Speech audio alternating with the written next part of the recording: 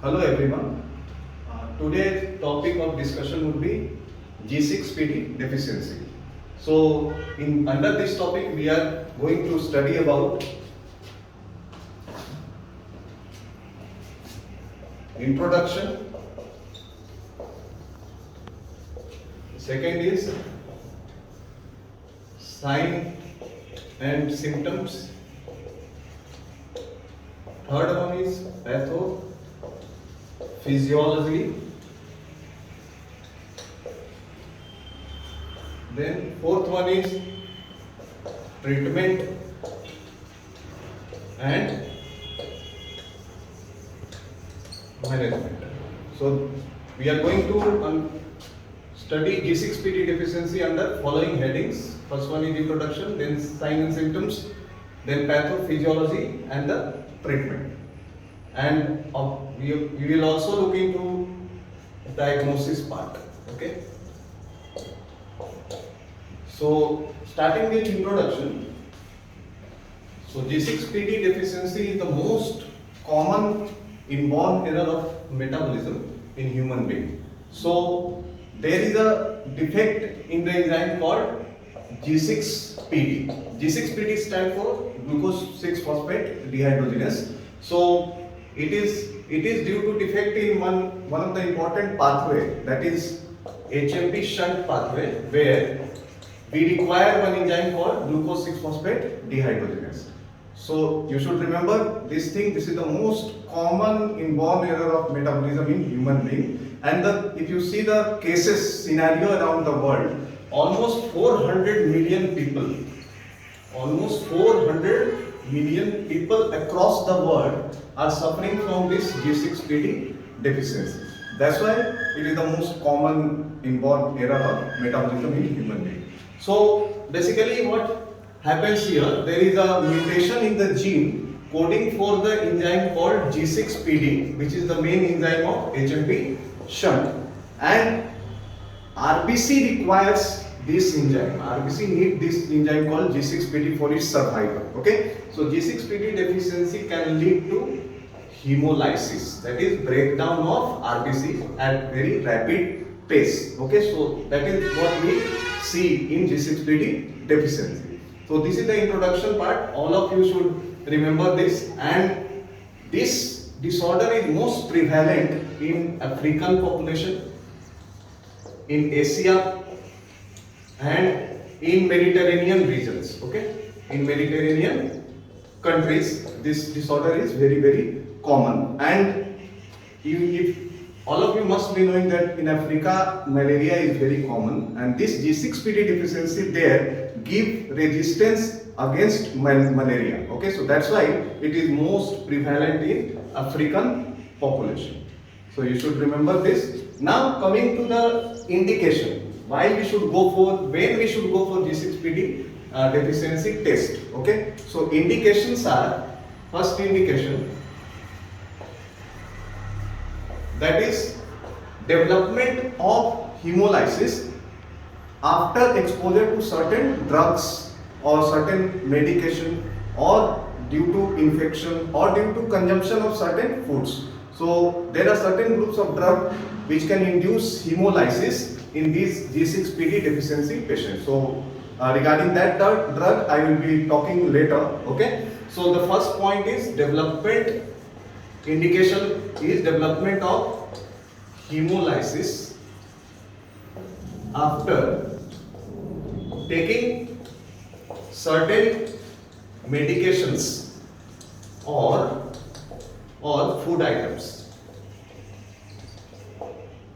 So the first point indication is development of hemolysis.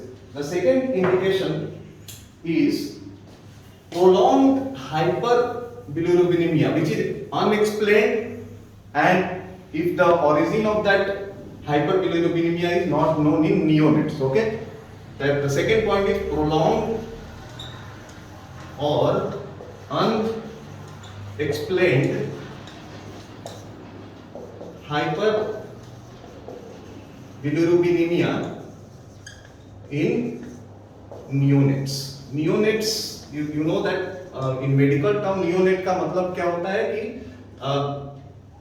the first 4 weeks of infant life come under neonatal period. Okay, so that is the definition of neonate in medicine. So if there is some prolonged or unexplained hyperbilirubinemia in neonate, especially if there is a increased level of unconjugated bilirubin. So there we can go for G6PD deficiency test. Okay, so this is the most important finding which we see in indications for G6PD deficiency. And another indication is non-spherocytic anemia. So that could be due to, if there is a non-spherocytic anemia, that could be due to G6PD deficiency. So, or chronic hemolysis. Okay. So these are the indications. So what indications? What is the indication for going for G6PD deficiency? The first one is if somebody on exposure to certain medication or due to some food items, if there is a development of hemolysis, we should go for G6PD deficiency test. The second indication in neonates where there is consistent or prolonged or unexplained hyperbilirubinemia. For those cases also we can go for G6PD deficiency test. And the third being if there is a non-spherocytic anemia, so that could be due to chronic hemolysis or due to G6PD deficiency induced chronic hemolysis. So these are the indications where we should go for G6PD deficiency test. Okay. Now coming to the sign and symptoms of G6PD deficiency. So sign and symptoms. Generally, remember the patient of G6PD deficiency are asymptomatic. Okay, asymptomatic. So they don't develop any symptom unless they are exposed to if they are taking certain medication. Maybe if they are taking various group of drug, it could be due to certain antibiotic like moxifloxacin, or if they are on ofloxacin or ciprofloxacin, or if they are on anti-malarial drug like primaquine. So or prolonged use of aspirin in high doses, that is greater than 1 gram. In those individuals, if they are G6PD deficient, they develop intravascular hemolysis. So they develop intravascular hemolysis where there is a rapid degradation of RBC. So RBC will break down and they will develop intravascular hemolysis, and that will be manifested in the form of there could be weakness, there could be tachycardia, that is increased heart rate, there could be jaundice, there could be hematuria, that is appearance of blood in urine. So these are the manifestation which we see in case of G6PD deficiency. But remember, important point here is generally the symptoms, the patients are asymptomatic, there is no symptoms, but if they are taking certain medication or certain food items, that can cause or that can precipitate hemolysis. So these are the deficiency manifestation associated with hemolysis, that is weakness or tachycardia, or there is a jaundice, there is hematuria. So these are the major clinical manifestation which we associate with G6PD deficiency. Now coming to pathophysiology, why there is a G6PD deficiency causes hemolysis. So that is the main thing you should remember. Okay, so pathophysiology part. So you remember that this G6PD enzyme belongs to HMP pathway. Okay, and this G6PD enzyme helps in synthesis of one very important product, that is NADPH. Okay, and this NADPH is required by RBC to maintain its integrity. Means NADPH ensures that RBC membrane is safe from free radical. So by using this NADPH, RBC keep its glutathione in reduced form. Okay. And this reduced form of glutathione ensures that RBC is protected from free radical. So if there is a deficiency of G6PD, so what will happen in that case? If there is a deficiency of G6PD, so NADPH production will be less is glutathione, which is kept in reduced form. That glutathione in reduced form will be also less. In reduced form will also be reduced. So RBC will be susceptible to free radical damage, and that can lead to hemolysis. So remember this point, that these patients generally they are asymptomatic unless there are certain components which can induce the formation of free radical, and those components I already told you, and in prevention part I am going to talk in detail. So this hemolysis is induced because of G6PD deficiency and decreased production of NADPH. So RBC become most susceptible to free radical damage, resulting in hemolysis. Okay, so this is the pathophysiology which all of you should understand, because for RBC that G6PD enzyme become must, because RBC requires NADPH for its survival. Okay, if NADPH availability is less, that can damage the RBC membrane, and that damage is caused due to free radicals. Okay, and these free radical will damage RBC, and that can lead to hemolysis, that is rapid breakdown of RBC. So this is the pathophysiology part. Now coming to the diagnosis part, how somebody is going to diagnose.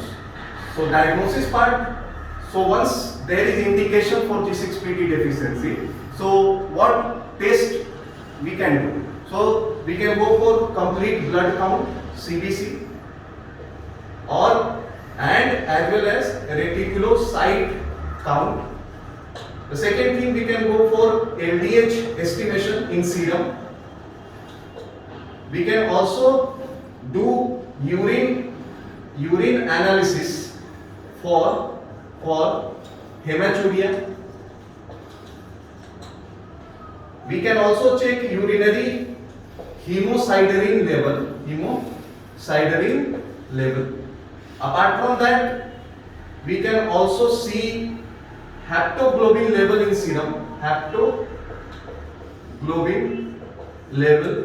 serum. We can also go for peripheral blood smear, and we can see certain pictures. So what are the peculiar findings which we see in case of G6PD deficiency? So the first important thing all of you should remember is G6PD deficiency will result in increased reticulocyte count. Why there is increased reticulocyte count? Because old RBCs or aging RBC are being destroyed. So bone marrow is responding to anemia, okay, by synthesizing more amount of immature red blood cell, that is called reticulocytes, which will be going into the blood. So bone marrow will be hyperactive, so more reticulocyte count will be there. Apart from that, there will be increased unconjugated bilirubin level in serum. Why that is happening? Because there is increased RBC destruction, and if you remember, RBC have hemoglobin, and this heme part, once it breaks down, it get converted into bilirubin. So there will be increased formation of unconjugated bilirubin or indirect bilirubin in serum. So that level will be high, and person will develop jaundice. There will be yellowish discoloration of sclera or mucous membrane or skin, which is a clinical finding in case of jaundice due to increased unconjugated bilirubin. There will be increased LDH level in serum, because due to hemolysis, this LDH activity will be high, because LDH is present in higher amount inside RBC. So if there is a breakdown of RBC membrane, this LDH is going to get released into circulation. So that will lead to increased level of LDH in blood. So this is the most important findings which we see. There will be increased reticulocyte count, there will be increased unconjugated bilirubin, and that there will be also increased level of LDH, that is lactate dehydrogenase in serum. Apart from all these things, peripheral blood smear gives a very important findings. Okay, PBS, that is peripheral blood smear. What does peripheral blood smears indicate? So when we take blood sample and prepare smear, we can see the presence of bite cells cells. Okay, white cells are nothing but those, there is a certain, if you see this diagram, there is some certain part of RBC membrane will be missing. Okay, that will be pinched off, and this is nothing but all the precipitated hemoglobin which is cleared by spleen. Okay, so due to formation of more amount of denatured hemoglobin, and that part, that denatured hemoglobin part will be removed by spleen, and that will lead to formation of white cells. Okay, so this is the most important one. Apart from that, there in the peripheral blood smear on supravital staining, there will be presence of Haynes bodies. Haynes, H-E-I-N-Z, Haynes bodies. So that is nothing but precipitated or denatured hemoglobin, which will be seen in case of G6PD deficiency. So these are the most important finding which we see in peripheral blood smear, that is presence of white cells and presence of Haynes bodies, that is denatured hemoglobin. So these are the important findings. Apart from that, due to hemolysis, the haptoglobin level inside serum will decrease. The haptoglobin level inside serum will decrease. Okay, due to excess hemolysis, haptoglobin is a protein, alpha 2 globulin protein which binds with free hemoglobin. Okay, so if there is increased formation of hemoglobin due to RBC lysis, so more amount of haptoglobin will bind with hemoglobin, and that this is going to reduce the half life of haptoglobin from 5 days to 90 minutes. Okay, and that will cause decreased level of haptoglobin in serum. So that is also one of the finding associated with G6PD deficiency. So I hope you understood the diagnosis part, that is most important one. So I must revise it once again for you. So we can go for CBC estimation, complete blood count, and reticulocyte count. So in this case, reticulocyte count in the blood will be increased, and once that is found, we can also see level of increased unconjugated bilirubin. There will be increased LDH activity in serum. There could be on peripheral blood smear, we can see the presence of white cells and Haynes bodies. That is also one of the important findings which we see in G6PD deficiency patients. Apart from that, the haptoglobin level inside serum will also be reduced due to increased hemolysis, and binding of hemoglobin with haptoglobin is going to reduce the half-life of haptoglobin from 5 days to 90 minutes. So that is the important finding for diagnosis of G6PD deficiency. Now moving on, what is the treatment or management part? Now I am going to talk about treatment and management part. So there is no we don't require any treatment as such for G6PD deficiency. The most important part here is those people should avoid certain medications. So those medications and certain food which could precipitate hemolysis. So generally the patients, they are, as I told you before, they are asymptomatic. So generally they don't require any treatment, but they have to take certain precautions. So what are those precautions which must be taken? The first precaution is avoid certain medications like which can precipitate hemolysis. And how these medications are precipitating hemolysis? By inducing the formation of more free radicals. Okay, these free radicals are highly reactive molecule. They can damage RBC membrane, and you know that in G6PD deficiency patient there is decreased NADPH level, because HMP shunt pathway is not active properly, so that can decrease NADPH, and this due to increased formation of this free radical, there could be more chances of developing oxidative stress, and that can damage our RBC membrane, resulting in hemolysis. So those patients should avoid certain medication like drug, like antibiotic like ciprofloxacin, moxifloxacin, ofloxacin, or aspirin in high doses, that is greater than 1 gram. Okay, and apart from that, they should also avoid certain food items. Okay, and one more drug is there, that is sulfonamide group of drugs. Sulfonamide group of drug, that should also be avoided. This can also cause hemolysis in G6PD deficiency patients. So these are the group of drugs which should be avoided, and that will prevent hemolysis if somebody is avoiding all these drugs. And apart from that, one more drug is there, that is anti-malarial drug, that is primaquine, which can induce hemolysis in G6PD deficiency patients. So coming to drug part, you should remember there are various antibiotics like ciprofloxacin, moxifloxacin, ofloxacin, or sulfonamide group of drug, or the patient who are on anti-malarial drug treatment and they have G6PD deficiency, that is primaquine. So these are the drugs which can induce hemolysis in case of G6PD deficiency patient, and they should avoid these drugs, okay, to prevent the attack of hemolysis. Now the second is food items. So what kind of food items can induce hemolysis in case of G6PD deficiency patient? So consumption of fava beans. These are broad beans, and consumption of fava bean, that is called favism. There is one term called favism. That means fava bean induced hemolysis in G6PD deficiency patient. So the consumption of fava bean should be avoided by G6PD deficient patient. Secondly, they should avoid red wine, that can also induce hemolysis.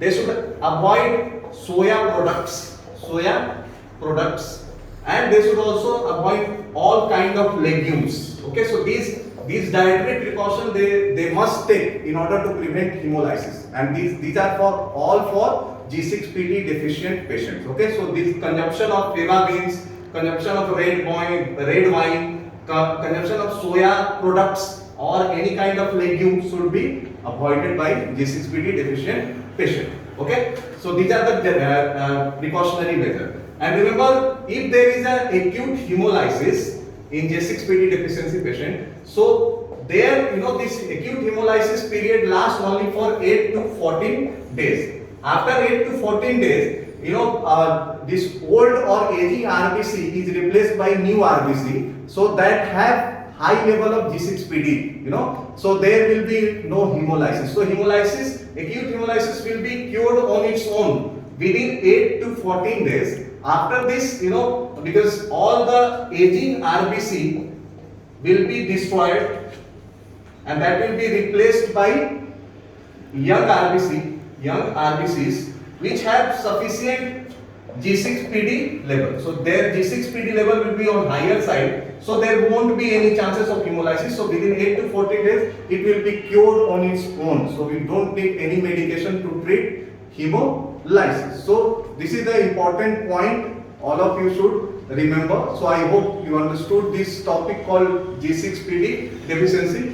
Just I am going to revise all the things from beginning. So G6PD deficiency is the most common inborn error of metabolism which is seen in human being. This is due to defect in the gene coding for one enzyme called G6PD. It is an X-linked recessive disorder where females are generally normal, they are carrier of the disease, and males are affected. And this deficiency is most common in African population, followed by Indian, that is Asian population, and people who are living in Mediterranean region. And this G6PD deficiency also confers resistance against malaria, which is highly prevalent in African population. So I hope you understood the basic concept of G6PD deficiency, and this video I think would be most helpful for MBBS students who are preparing for PG competition. There they asked generally they ask case studies based on this G6PD deficiency. So remember, if somebody has G6PD deficiency, if he or she is on anti-malarial drug or certain antibiotic, or they are consuming certain food product, that can induce hemolysis. Okay, and that can cause severe hemolysis, and that will manifest itself in the form of jaundice. So this is the case study which can come in your examination. So I hope you understood this topic, and thank you all for joining me. Goodbye.